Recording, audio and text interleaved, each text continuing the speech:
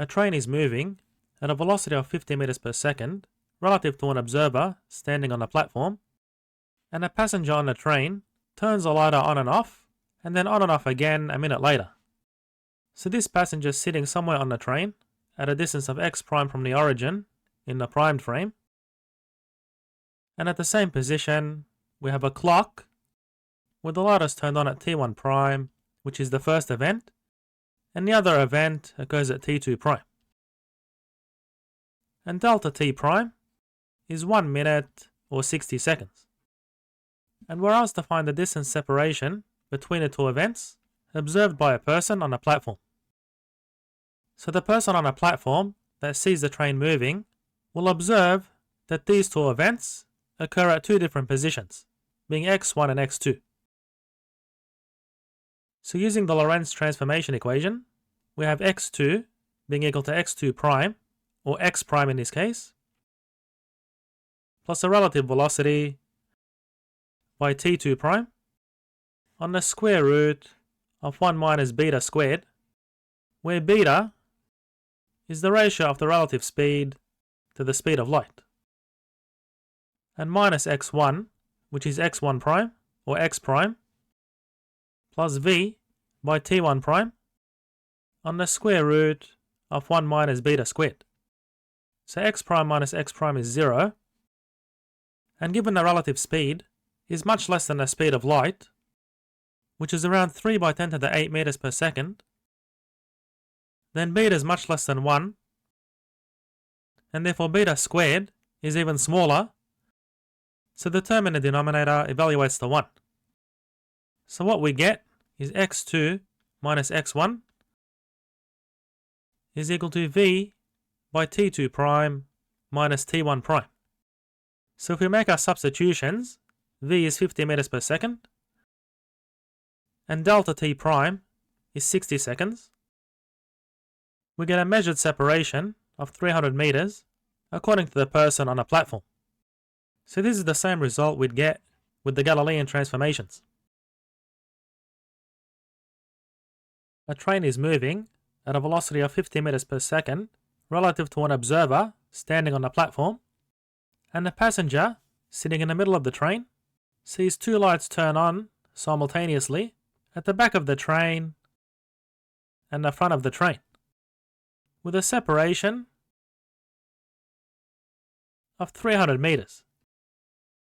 And we're asked to find the time separation between the two events observed by the person on the platform. So according to our Lorentz transformation, where these two events occur simultaneously according to the primed observer, is equal to t2 prime, or t prime, plus a relative speed on the square of the speed of light by x2 prime on the square root of 1 minus beta squared. So beta is the ratio of the relative speed to the speed of light, and minus t1, which is t1 prime, or t prime, plus v on c squared by x1 prime on the square root of 1 minus beta squared.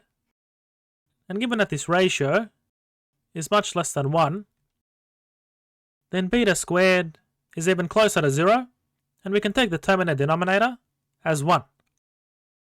So cancelling these terms, we get v on c squared by x2 prime minus x1 prime. So if we calculate this out using a relative speed of 50 meters per second and a speed of light of approximately 3 by 10 to the 8 meters per second, and the separation given according to the primed observer is 300 meters, we get a time separation of 1.67 by 10 to the minus 13 seconds. So the unprimed observer does not see these two events occur simultaneously, in contrast with the primed observer. But this time separation is too small to observe in our everyday experience, and that's expected when travelling at a speed that's much smaller than the speed of light. Pi mesons, or pions, are formed when a target sample is bombarded with protons in a particle accelerator.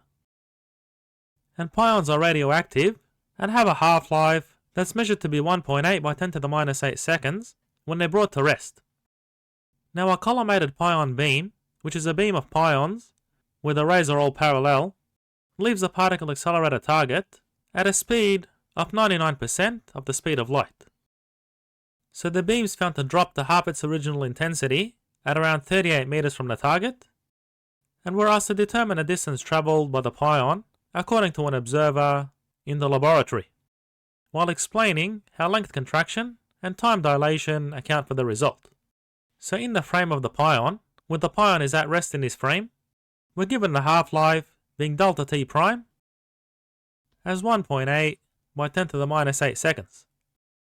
So to find the distance traveled by the pion according to the observer in the lab, we use the Lorentz transformation being x is equal to x prime plus the relative speed by t prime on the square root of 1 minus beta squared. So recall beta is the ratio of the relative speed to the speed of light. So an observer in the lab will see this pion at two different positions, whereas an observer in the pion's frame sees it at one position. So therefore the Lorentz transformation gives x2 minus x1 is equal to x2 prime plus vt2 prime on the square root of 1 minus beta squared and minus x1, which is x1 prime plus vt1 prime on the square root of 1 minus beta squared. So the pion's position doesn't change in its frame, so x2 prime is equal to x1 prime.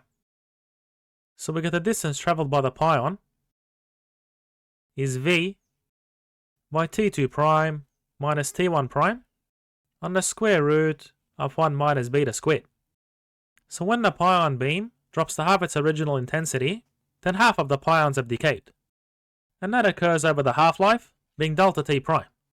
So given we have v and delta t prime, we can calculate the distance the pion has travelled according to an observer in the lab, where we take the speed of light as 2.998 by 10 to the 8 meters per second as 37.872 meters, which is consistent with the measured result.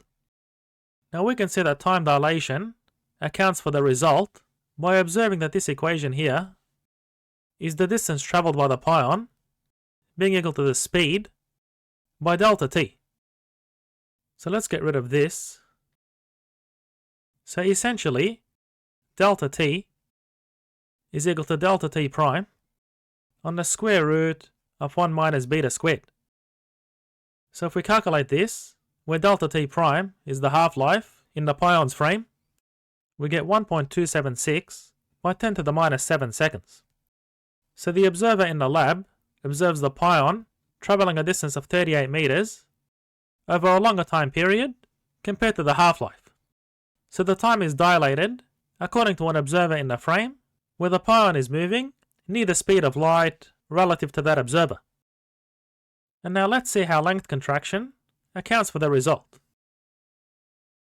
Now using the Lorentz transformation equation again, but this time when the length is measured by an observer in the pion's frame, we set t2 prime is equal to t1 prime.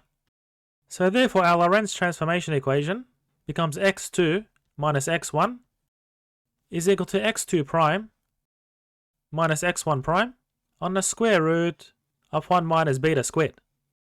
So turning this equation around, we get x2 prime minus x1 prime is equal to x2 minus x1 by the square root of 1 minus beta squared. So according to an observer in the pion's frame, the laboratory is moving to the left, so therefore the pion would appear to move from a position of x1 to x2 according to an observer in the laboratory. And we have this distance measured by that observer, so we can calculate the distance measured by an observer in the pion's frame of reference, which gives 5.343 meters. So this length would appear to be contracted according to an observer in the pion's frame. So the distance travelled by the pion, according to the primed observer, is the relative speed by delta t prime. So we have that measured distance by the primed observer, which is 5.343 meters. And we have the relative speed being 0.99 or 99% of the speed of light by delta t prime. So if we solve for delta t prime, we obtain the half-life of the pion in the pion's frame of reference. So according to an observer standing on the pion travels a shorter distance over a shorter time period compared to the measurements of the observer in the lab. Show that the length of a moving rod, defined as the product of its velocity, by a time interval between the instant that one endpoint passes a fixed marker and the instant that the other endpoint passes that same marker, leads to the same length contraction result. So in the unprimed frame, we take this marker as being at a distance of x from the origin, and the endpoints of the rod in the primed frame are at x1 prime and x2 prime relative to the origin of the primed frame.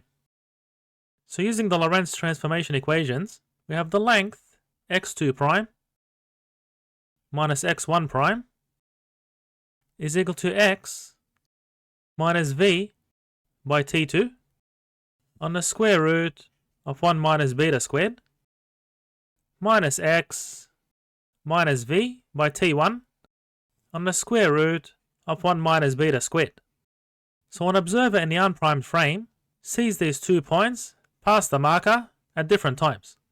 So if we cancel these terms and multiply through by the term in the denominator, we get v by t1 minus t2 is equal to x2 prime minus x1 prime by the square root of 1 minus beta squared.